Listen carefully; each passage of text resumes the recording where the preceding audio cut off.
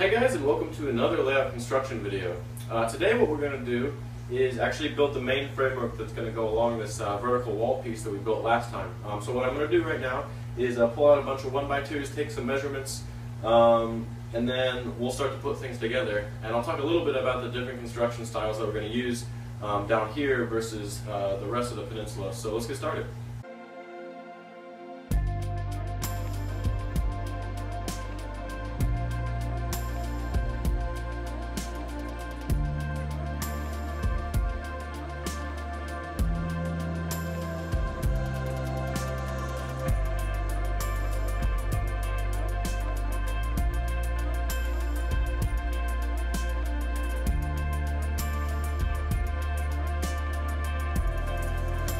Alright, so what I've just done is taken measurements for the three sections that will go along this wall.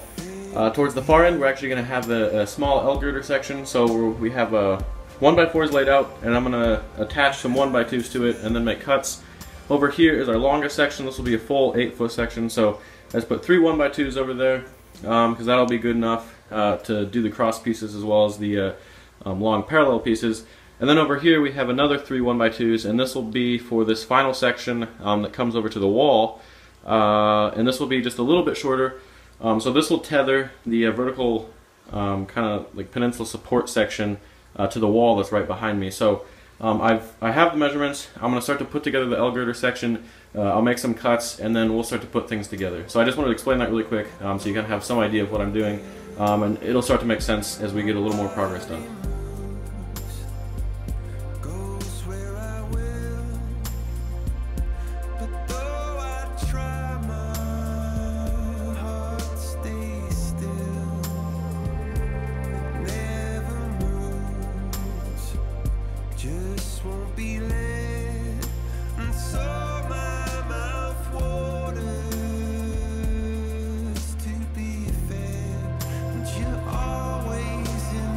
Alright, so now you can kind of get a sense of what I'm doing with the L-Girders. I went ahead and only really made 2 because the section that we're going to build is probably only going to be around 50 inches long. So when we cut it down, we should have enough cross pieces. And I went ahead and just built long L-Girder sections, and then I'll just cut them as L-Girders, just making sure I don't go through any like screws or anything. And that way, you know, it's just easier and we don't have like mismatching lengths on the end or whatever. And what I did, I know I'm going to get a lot of crap for this because everyone's like, oh, you need to clamp it and glue it. But really all I did for right now is put in some screws. I've never done L-Girder benchwork before, so I'm sure there's a better method. But as you can see, I put one, not infrequently, probably every, like average 16 inches or so. As you can see, very straight and strong. And the advantage of using this is that you can actually drill it from the bottom. And you can have, if you can imagine, really quick, if this was standing up, this is like the end of the L. You can have cross pieces running across the top, and then you can screw in from the bottom. So that's what we're going to use down on the end of the peninsula. So this is just the method I've used. You can see I built another one here, and they're really strong because what you wind up doing is actually reinforcing the strength this way, so it doesn't bow as much, but then you also have more vertical strength because you have a 1x2 on top of a 1x4, so it's pretty much indestructible. So just built a couple of those. You can even hear how heavy that is. So this will be good for the end of the peninsula, and the rest of it's just going to be simple open grid 1x2 sections. So I need to go make some cuts now that I have this all assembled, so let's go do that.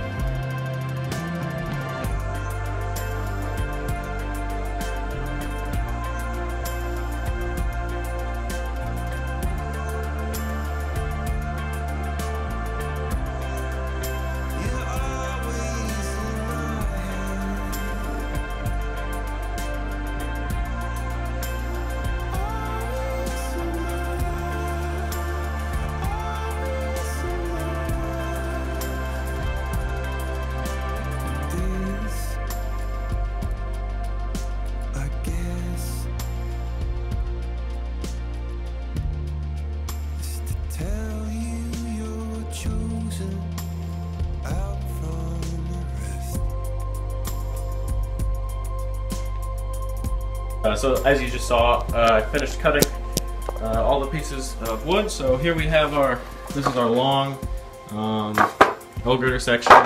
There are a couple cross pieces. And then down here we have our shorter pieces of the open grid. There are a bunch of cross pieces there for the 17-inch wide section, which is this side of the peninsula. So that's what we're working with right now. And then down there we have full 8-foot sections, which will be the middle piece along this peninsula. So I'm going to start to put the stuff together, and then you'll start to see it take shape as we put it up along the vertical support.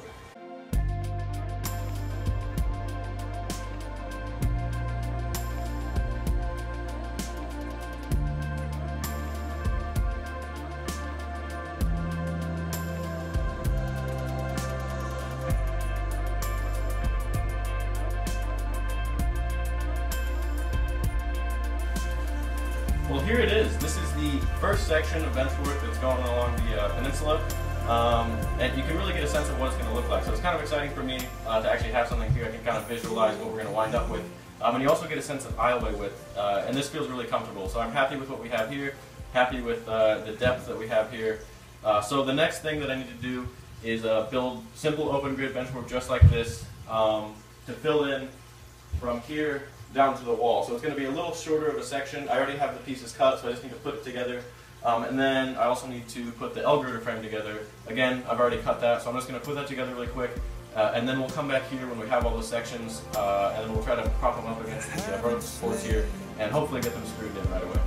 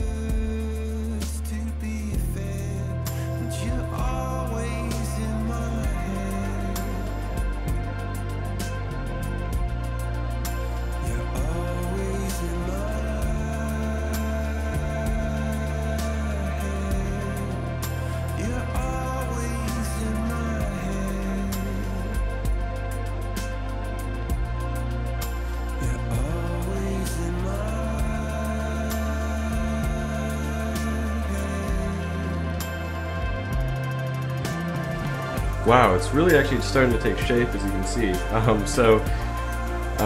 Clearly I finished the open grid section from the end of this section to the wall, so that's in place. I just propped it up with a couple of clamps, and then down here we have our L-Girder frame, and I'll just take a really quick look at how I constructed this. So again, I just built long 8-foot L-Girders, and then I chopped them up, and then it kind of split up where the screws were. So before I actually assembled this, I just reinforced the shorter sections with a couple more screws, and then I actually had to build 3 sides of it and then slot it into this frame and then put the final side on, because it's actually completely around this vertical frame, and you can't really, now that it's together, you actually can't take it out at all.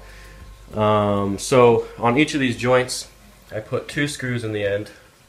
Those are a little closer together, mostly because, well, actually I don't know why I did that, but I thought that this screw up here would interfere. But for example, over here, they're a little further apart. So really strong, you can see, I mean, there's no twisting at all. And again, I'll demonstrate this later. Once we have this up and screwed to the vertical supports, I'll lay a couple of 1x4s across just to demonstrate how we're going to do the raised sub-road bed cookie cutter bench work.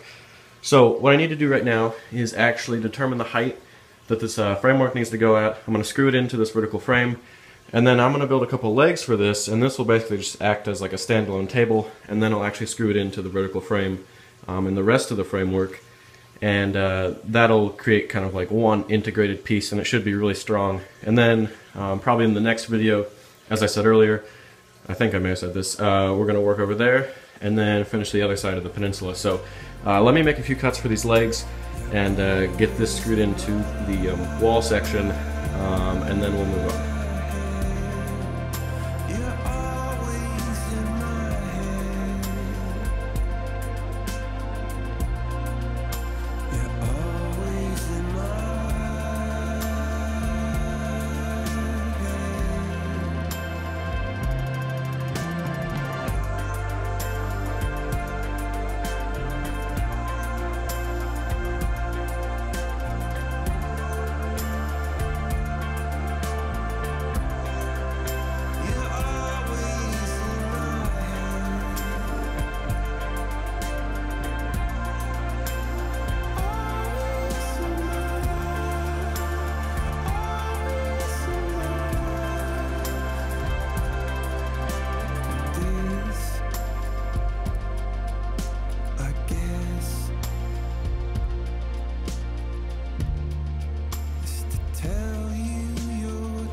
Alright, so I was just able to install all these sections, and if you couldn't tell, on each of these vertical supports on these open grid sections, I just installed 2 screws, pretty much at each vertical stud.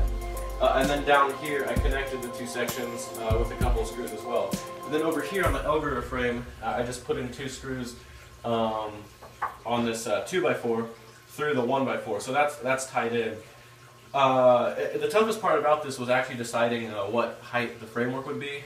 So you can kind of see over here I've done a mock-up of what track height will be. I've also put a few pieces of tape around the room, and that kind of helped me determine what the framework height would be. So this is 35 inches high, but then you add a 1x4 on top, and that brings you to 38.5 inches. And I believe, if I did calculations correct, the main line through here is going to be about 42.5 inches high, so that gives us 4 inches between the framework and the track height, which is plenty enough to fit an underpass in here somewhere, because we're kind of considering scenery options. And then since the top of this is 38.5, I just decided it would be easiest to make all this framework 38.5 as well. And that's easy, since we can continue that height all the way down into that end and up to the doorway, so that just kind of simplifies things. I'm not completely done yet, but I think we're going to wrap up there. The only thing that I need to do with the framework that you saw today is, one, tie this into the wall down here. So I still need to play around with it a little bit, but once this is connected to the wall, it'll really solidify this peninsula. It'll straighten it out and then keep it from moving. The other thing that I need to do is add angled supports to pretty much all of these vertical studs.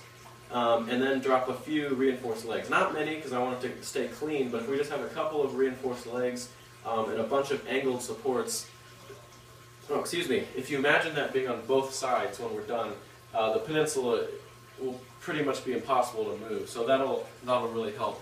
And then I also need to put a couple more 1x4 cross pieces here to determine the contour of the curve, and those will also be attached here, as well as on both parallel L-girders, so that'll solidify the vertical frame with the square frame that's resting on legs, so then it really won't be able to tip over. So you can see it's really taking shape. I think that's all we're going to do for today, since I kind of went over time, so I apologize that was so long and probably boring, since all I'm doing is bench work, but hopefully you kind of are able to see it start to take shape. So we're done for now, but next time what we're going to do, or at least I'm hoping we'll be able to do, is complete the bench work down there. It's just going to be simple open grid bench work, so that'll be quick and easy.